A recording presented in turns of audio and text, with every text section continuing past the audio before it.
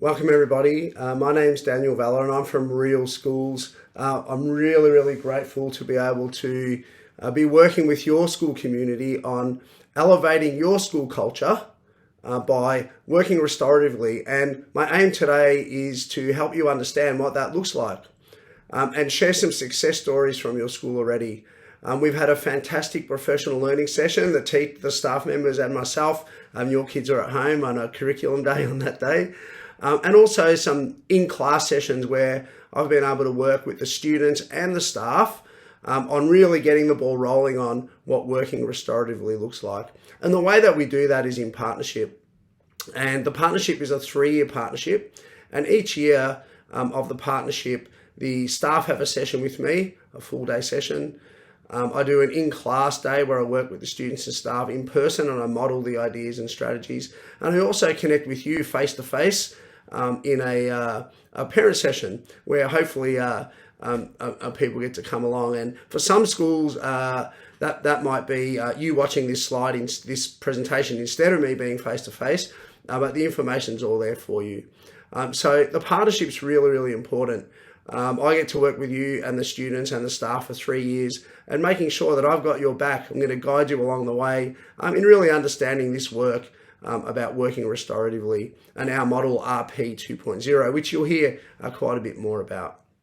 So some of the things that you'll hear and you may have heard already are things like circles, effective language and stored responses that are strategies that we use in our RP 2.0 model. And sitting underneath that overarching model of RP 2.0 are 3 elements that I want you to take away from today. So language, conduct, and mindset. They're the 3 pillars. And what I'll be doing is I'll be giving you some tips and strategies around those 3 pillars, language, conduct, and mindset, that you can connect with what you do at home as parents with your family, parents and carers with your family. So there's a real opportunity for you to contribute to enhancing the school culture by working restoratively. And I want you to know that working restoratively is a better way of working for your school and for schools in general. And it's a way of being and it's approach. It's an approach. It's not a program. So working restoratively and what the school's doing can easily be implemented and connected to at home.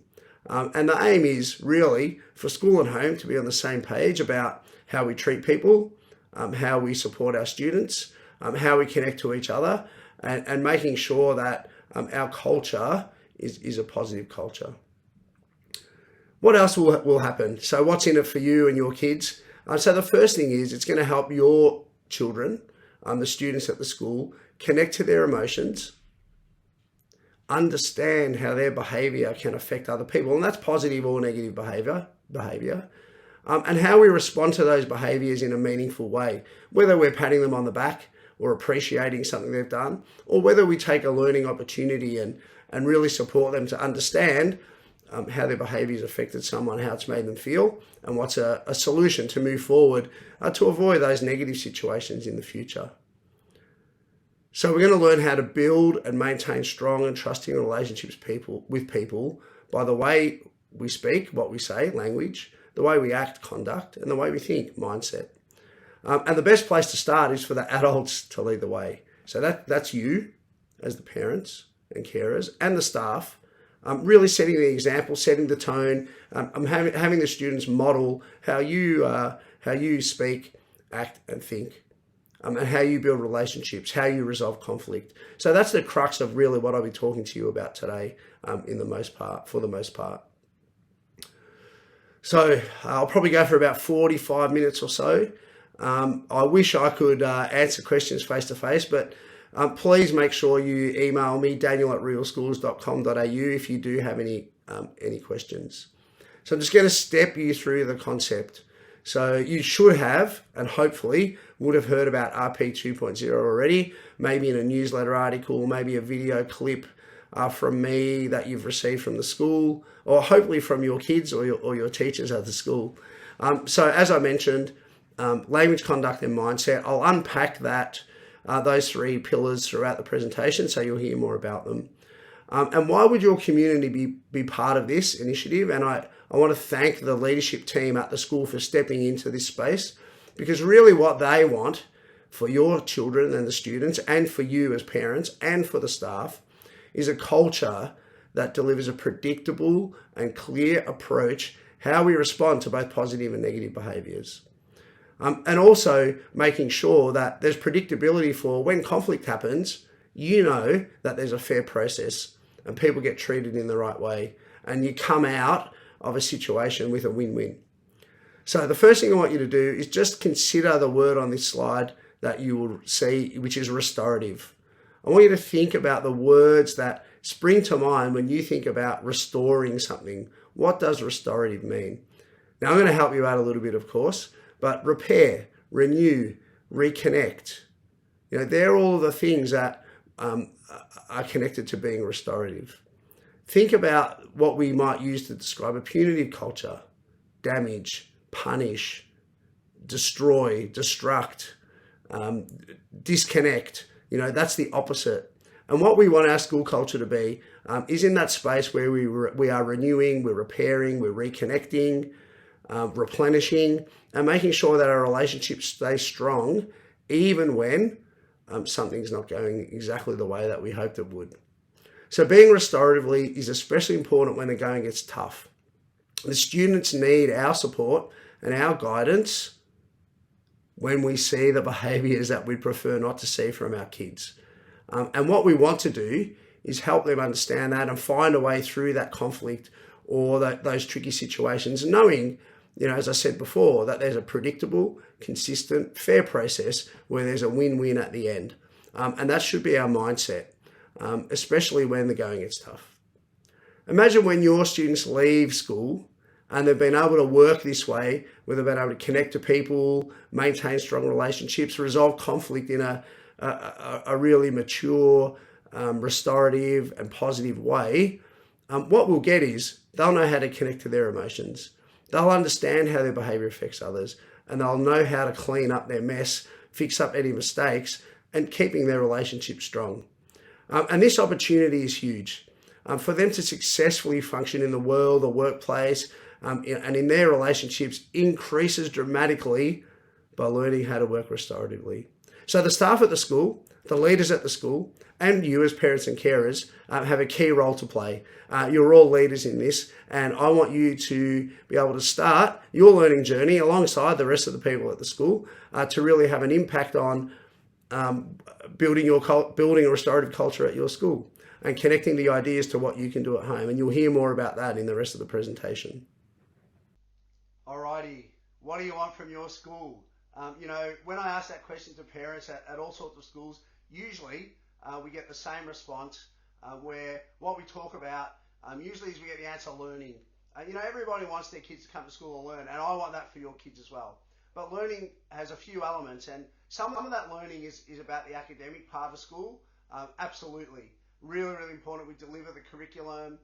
We get kids to learn the basics and really understand the foundations of learning, how to learn, how to organise themselves, how to think. So it's really, really important that that is a priority. And when you ask parents and people about what do they want from their school, learning is usually one of the things that come up for sure. The second thing that comes up is something around building good people or good citizens, so that our kids can go through school and learning all about how to connect to people, how to behave, how to respond to situations, how to problem solve, find solutions. And I think it's a really, really important part. So in the learning section, we want opportunities for our students to learn, fill the gaps that they might have, extend on their strengths, find their interests and connections, and really make sure things like that the people in the school know what they want to learn and how they'd like to learn, and that as a school and as a parent that your school supports kids to do that. It's also a community thing as well. So it's the staff, yes, it's the students, but it's also you at home. And the citizenship building part is where you have a real opportunity to connect with the ideas that we're learning together, and I'm sharing with you about working restoratively, so you can contribute to the social, emotional, and well-being development of your child and the young people at our school. So what they will develop is a way of being, so that the opportunities that you have to support them to become great people is really what what the aim is, that they leave our school system and they're great people. They've learnt enough to be able to function and thrive and excel at whatever it is they're really interested in or they're passionate about, and I think that's a great aim to have. So I wondered if you did turn and talk and you were able to share with me what you thought, I think you'd come up with some similar things, and you want some similar things from your school. So 99% of the time, that's what we want.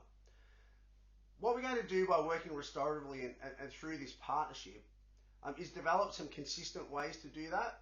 And I think the consistency piece is really, really important. And I hope that tonight that we take a step to get the students and the staff and you to be on the same page.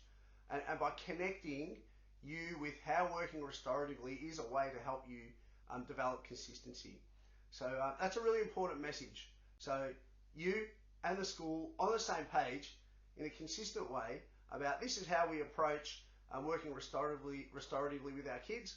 This is how we're going to help them become great people, solve problems, connect their emotions, build an emotional intelligence and an emotional language, and be able to navigate their way through conflict and keep those relationships intact. So learning and citizenship building, that's what we want, and we want to be on the same page about that. So in the next few slides, we're going to talk about school culture and what is school culture, whether you think school culture is important, and then also if you can define it.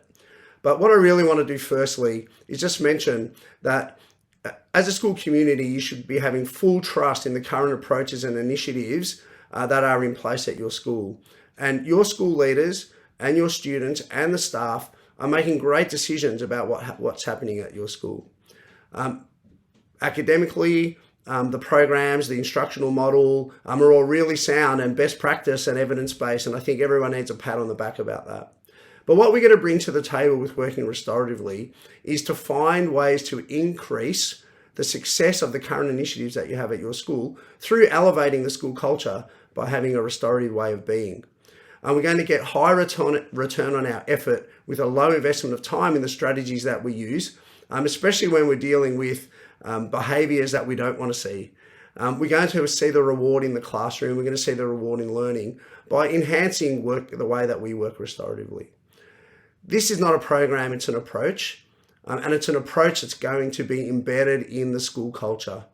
So the way that we interact, the way that our relationships build, the beliefs that we have about how we say things, how we act and how we think as part of our school culture are really, really important in our work together in relation to working restoratively. And the next few slides will delve a little bit more into what is school culture. So I'm looking forward to sharing that with you. Well, I go to the next slide and I say who thinks culture is important, and you all agree. And then what happens is when I ask this next question, who can explain school culture, we get a bit of silence. And people aren't really entirely sure about how to answer that question. So I'm going to help you with understanding the definition of school culture that we're going to take forward during this partnership. So we all understand that culture is important, and we all understand we have to be clear on culture, so we have to have a definition. So I want you to know that culture is everybody's responsibility. And you'll see on this slide, we define culture. And culture is the collective noun for behaviours we see in schools. And there's two subsets, two piles. The first one is behaviours that we accept and reward. And the second one are the behaviours that we tolerate and ignore. And really what we want to do is move the behaviours, the negative behaviours from the second pile into the first pile. That's really, really important.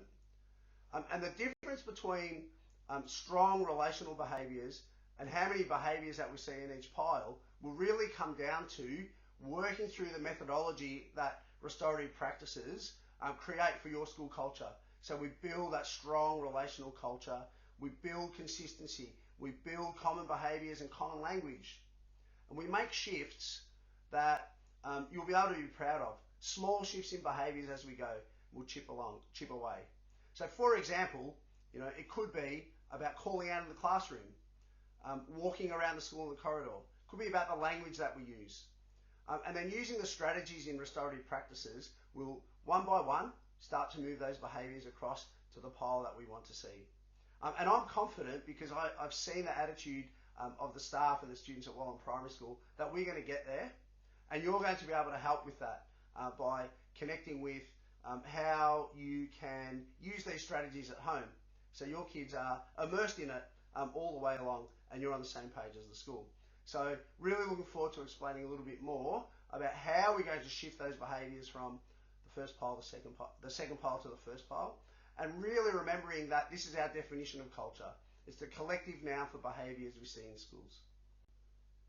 Now, to make a shift in those behaviours that we mentioned in the last slide, you really have to understand how the brain works. And I'm going to talk to you about 4 parts of the brain. 2 parts of the brain that are good to know, okay, and that is your stem and the cerebellum. And the cerebellum is for your motor skills, throwing, catching, kicking, things like that. Things that some people are really good at, probably better than me.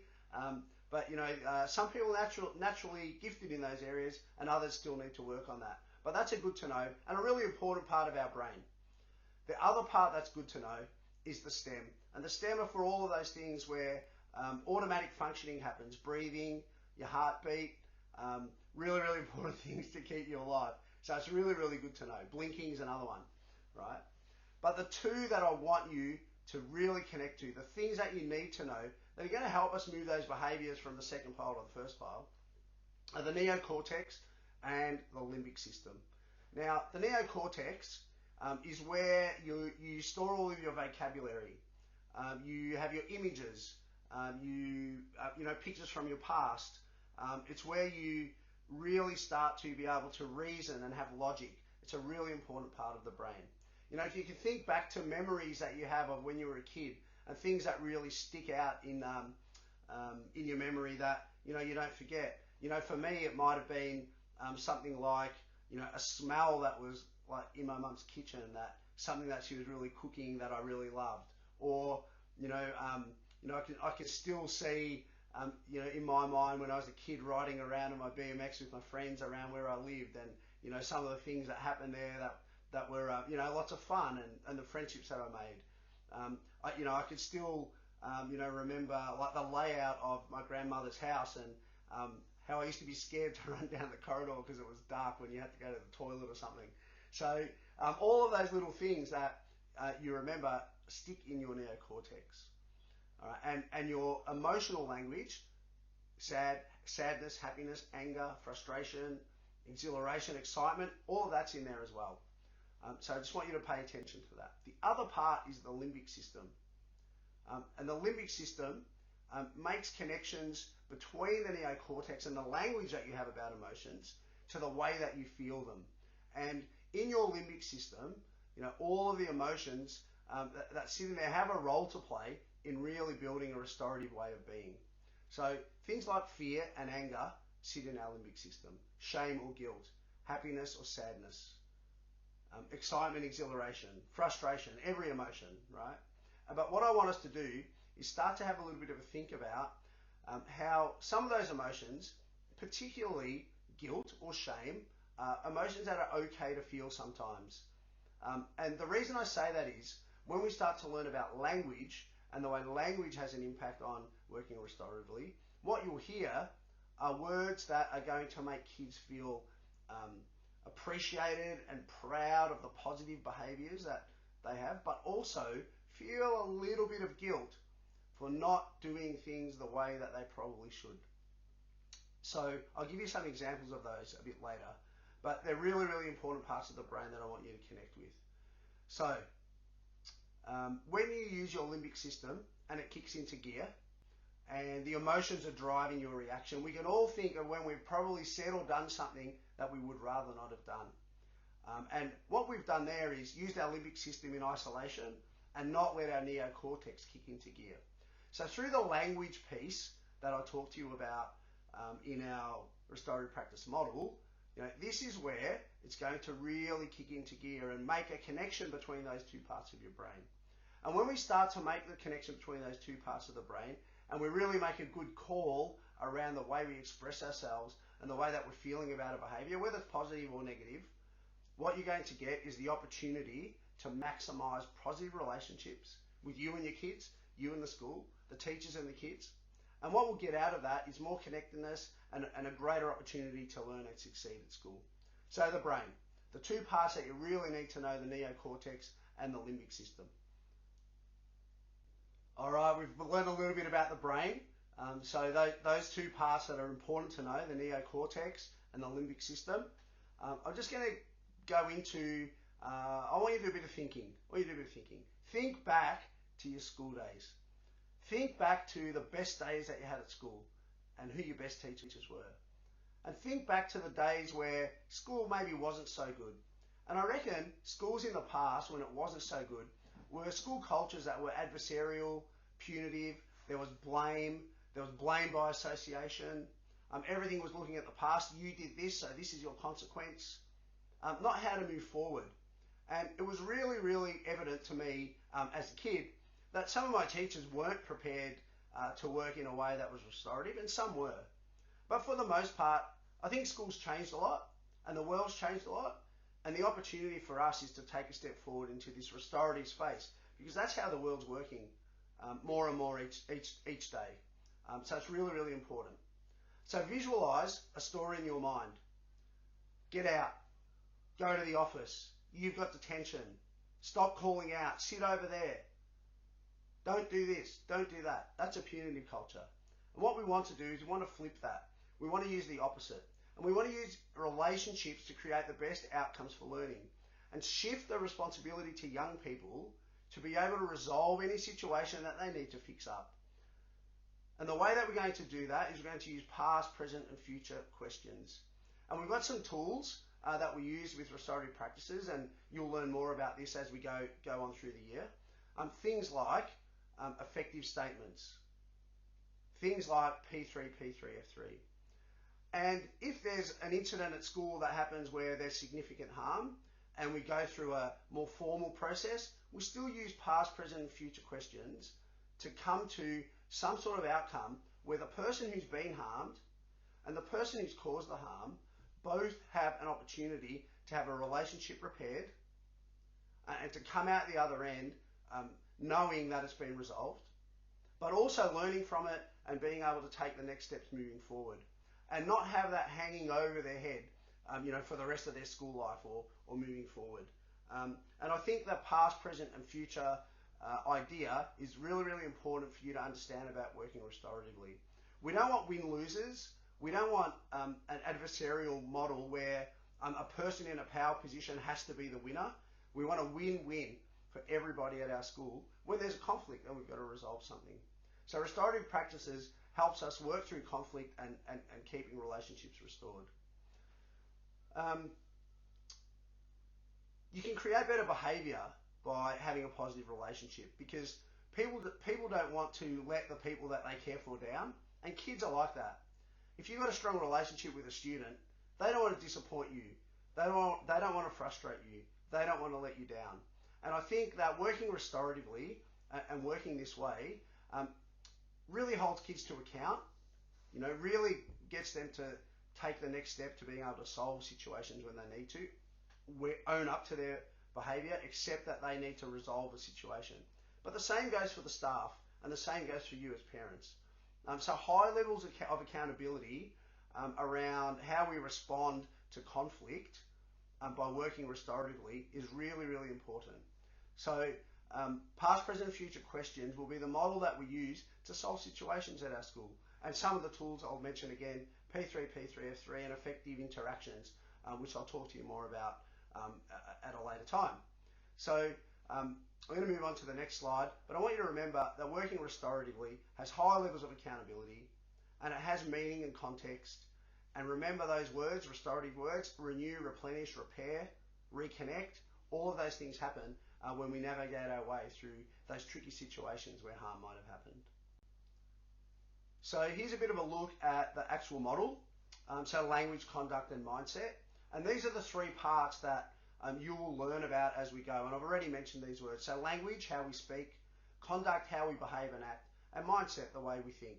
And I know that the teachers will spend time learning about these three pillars, and you'll have an opportunity to learn about them as well. Now, language is a key piece in the cultural piece. Language sets the tone for our culture. Language is culture. And it gives us a chance to build an effective accent, emotional intelligence, emotional vocabulary, So we know how our behaviour impacts and affects people. Really important part. Conduct is about how we resolve conflict through past, present and future questions, as I mentioned before, and also using circles to break down the power dynamic in the classroom. So circles are amazing. Circles are used in all sorts of different ways, checking in, checking out, preparing for something and learning. And it's a great way to break down the power dynamic and have people feel that they're included. And when we're talking about mindset, these are the important things about working restoratively and creating a mindset, a way of being. We're going to abandon the adversarial, the win-lose. We're going to abandon the attachment to outcome. We're going to follow fair processes and really make sure that we have a consistent, predictable way of working at our school. So we're going to be authoritative, not authoritarian.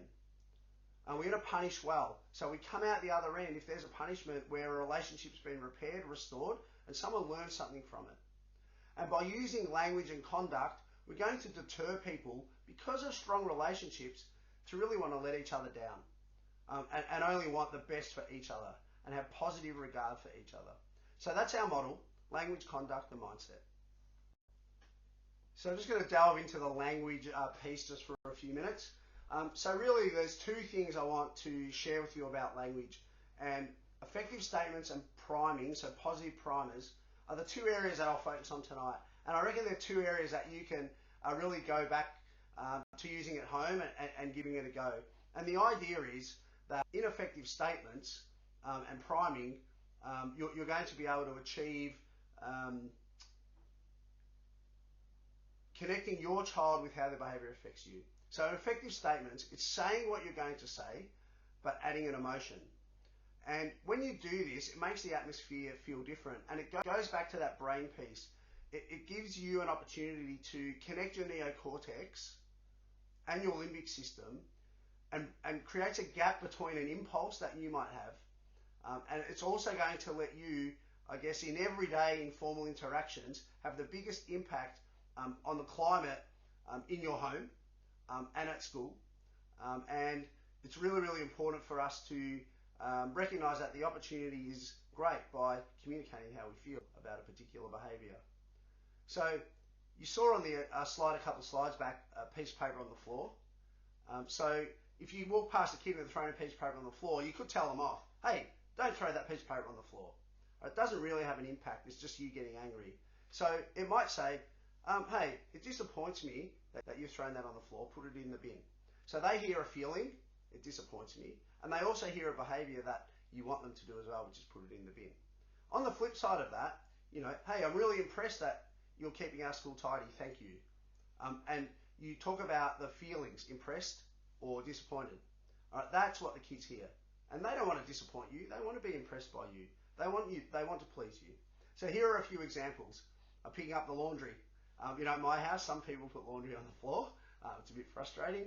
It disappoints me the laundry's still on the floor. Sometimes in classes, in high schools, stop taking your phone out. It's frustrating to see your phone out again. Put it away. And you can see some other examples here of how I could use effective statements. Now, you might try some of these at home. So have a bit of a think about what are some of the things that you can use that can share with your child or people in your house that frustrate you or disappoint you. And on the flip side of that, also some things that you can say that you're proud of. So instead of saying great work at school, I would say, I'm pleased with your editing in this piece. Or if someone's waiting their turn, waiting your turn patiently is appreciated. Or if someone answers a question right, that answer really impressed me. So you add a bit more meaning, you're adding the feelings word. Have a bit of a think about a negative and a positive effective statement that you might use in your house. All right, so positive primers. So you'll see on the slide, being positive doesn't hurt anyone. Being positive is great, and that's what we want to do. And positive priming is using language to plant the idea of what we want to see. It's going to go back to our being positive doesn't hurt anyone. You can be over the top though, and when you are overly positive and you're not balancing out the learning opportunities with acknowledging some negative behaviour and that little bit of the shame bit, the guilt bit, if you're over positive, it loses meaning. So it's got to be that 3 positives to 1 corrective comment. So positive priming, using language to plant the idea of what you want to see. So focusing on what you want to see and acknowledging that publicly, what you're doing is you're showing the people in your community what's in the first pile of behaviours that you want to see. And you prime them and you tell them that this is what you want to see. And when you do that and congratulate kids for doing what you primed, it gives others a chance to catch on. So by priming and saying what you want to see, kids start to hear, the staff start to hear, you start to hear what you want to see, and you start to think that's what I need to do. So you build on the opportunity to use positive primers to really set the tone and set the atmosphere, and congratulate people on what it is that you want them to do. So you'll see here positive primers. Now I could say don't put your clothes on the floor today, but rather you'd say it's a washing day. Putting your clothes in the basket's important. Don't call out in class. Waiting your turn is important to help others learn. When you go out for recess, don't tease people or swear. Hey, use kind words outside. Let me know how you go when you come back in. And that checking in and following up is really, really important. So using primers are going to help you create and be clear with the kids and each other about what you want to see, rather than saying don't. Like when you might see a sign at the botanical gardens that says don't stand on the grass, someone always stands on it, right? So we want to flip that, what we want to see. Okay, really, really important. All right, so you've heard a little bit about language. I'll just move briefly into the conduct space. So when we're talking about conduct is really, really important because we do a few things. The first one, and I mentioned this before, is we use past, present, and future questions to deal with conflict. And I know at your school, they'll start to implement what we call a P3, F3, past, present, and future questions to resolve those group conflicts. And usually in schools, it's a lot about friendship issues and trying to navigate your way through working those out. That's always the tricky one for me. So having the P3, F3 is really, really important as a framework to use when we're trying to resolve group conflicts with our school community. It could be students, could be staff in a team, or it could be with some parents. And what we get is, in the past section, where people acknowledge what were the behaviours that they have had done to them. And we don't name names, we don't blame people, we just name the behaviours. I was hurt, I was hit, I was kicked, I was teased, I was left out, whatever the behaviour might be. And when we move into the second P, we're talking about how we feel. What are the feelings that we experience? I was upset, I was frustrated, I was angry, I was disappointed, I was embarrassed. You know, and as a teacher at the school, we don't want that. We want the kids at our school to be feeling positive, feeling great. We can't have people feeling like that at our school, which is why the P3 is important. P3, F3 is important. And when we understand how people are feeling and we hear that from each other, it means we can look to the future and make a commitment to how am I going to change and take responsibility for my actions and commit to something that's going to make the situation better. That will be documented and followed up by the staff at school. Sometimes it'll be communicated to you, but certainly the kids will have a voice in that process.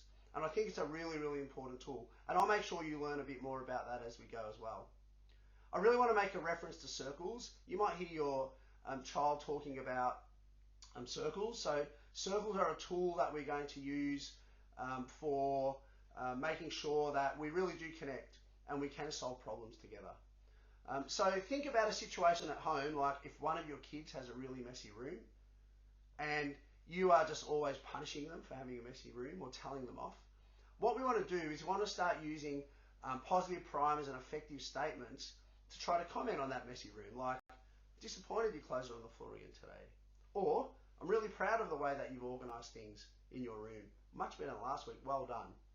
Right? But if you can't get through to your kids by using effective statements and positive primers, what you're going to do is you're going to be curious, you're going to ask questions, and you're going to use the past, present, future questions. Hey, what's the story with your room today? It's really messy. You know, that frustrates me that you're not doing your bit. You know, can you get that done? You're letting them know how you feel and you're letting them know what you need them to do. And then you can go back and you can respond, you know, in a positive way to little shifts and little improvements that you might have seen. And you need to do that consistently because it keeps you calmer and it helps you think clearer. And your kids are going to know at home that that's what they're going to get from you. Hey, what's happening there? What's going on? Why did you? That's the past. The present, how are you feeling about this? Shift the responsibility that, we want them to take that on themselves. And you start thinking about things that you might say, worries me that you're not showing care for our things. I get a sense that, you're disregarding taking care of your room. Right? So all of those sorts of things are really, really important for you to start to practice. So that's the past and present. And the future, what can we do to fix things up? Can we make a plan together to help you get your room done? You always close out with congratulations if they're listening. So past, present, or future. You might try it at home. Hey, what's going on with your room? That's making me feel frustrated. What do you reckon we can do about this? Let's come up with a plan. See how you go. Give it a try. Because I know the school will be working this way. All right, thank you. So the last piece of our model is mindset. And language and conduct leads to mindset. And by practicing the language and the past, present, and future question process, using our neocortex and connecting it with our limbic system is going to help the way that we think. So it's really, really important that we stay the course and we attempt to try effective interactions, effective statements, positive primers, past, present, future questions. Because what we'll know is that consistency and persistence and immersing our community in those models will help us develop that mindset over time. And I know you'll be pretty pleased with how it will turn out. So the other part about mindset is not focusing on an outcome. So if we follow a fair process and we use those tools, we're not going to focus on what the punishment is or what the consequence is. We're going to be proud of our way of approaching things, having a win-win, making sure we connect people and rebuild those relationships. If we don't work that way, we lose the chance for context. We lose the chance for understanding why a person might have been behaving like that, what the triggers were, what their background is, what differences there are about them. We can't be black and white in a restorative approach and having a restorative mindset. So remember, it's a long game. We want people to stop and think, seek to understand. We want people to talk about the situations, share with each other how they're feeling, and then come up with a plan and take action and take responsibility. And if that doesn't work, create the expectations about how we're going to support people to deliver the plan. And working this way will support the school. And it's really, really important that the aim is that we're always going to repair harm. The process over the outcome is crucial. So really, really important. So we're going to recognize, understand, and respond to behaviours rather than react and not understand the context. So that's what working restoratively is about. Recognizing, understanding, and responding, and coming out with a win-win where relationships are still positive and everyone feels good about things, even if a situation was tricky to start with. Thanks heaps for joining in and listening and watching this slideshow, not a podcast, watching this slideshow. This is my email address, daniel@realschools.com.au. Look out for some more clips and articles from me during the term. I'll send some things through so you can start learning about the things that I mentioned, like effective statements, primers, P3, P3, F3, so clips and articles. But you can reach out if you want to know more. Also keep an eye out for what's happening at school. I know that at Wallen, everyone's really on board, the staff are on board, the kids are already connecting. So I hope you can get on board too. I know Tanya and the team really want you to. So thanks for participating. Again, reach out. You'll be able to go to our website to look at resources as well. So thanks for spending the time with me. All the best, and hopefully I see you at some point around the school. Thank you.